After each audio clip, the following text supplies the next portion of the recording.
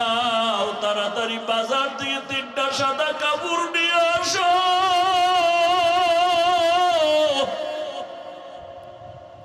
কাউকে বলবে তাড়াতাড়ি বাড়ির পিছনে বাঁশবাগানে কবর খনন কর।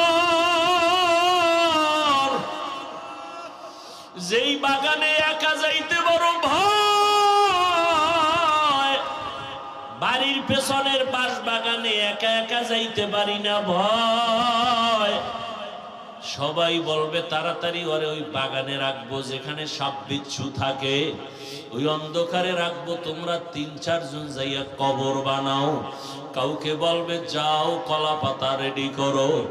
আমার ডানে অনেক আপন, বামে কেউ নাই। সবাই যখন আমারে গোসল করাইয়া সাদা কাফনে প্যাকেট বানাইয়া ঘোষণা করবে মসজিদে অমুকে নাই, সকালে জানাজা আসো। জানাজার ময়দান রেডি, মসজিদের খাটিয়াটা আমার ঘরের কিনারায় হাজির।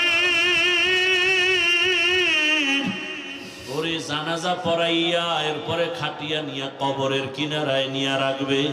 2 জন মানুষ কবরের মধ্যে লাফ দিয়া পড়বে। এরপরে কোমরে মাজায় গামছা বাইদের পরে আমারে নামাইবে। নামাইয়া কবরের মধ্যে শোয়াইয়া বাঁশের চাল বিছাবে, এর উপরে কলা পাতা বিছাইয়া সবাই বলবে বিদায়ের আওয়াজ দাও আর মাটি দাও। মিনহা খালাকনাকুম ওয়া ফিহা নুঈদুকুম ওয়া মিনহা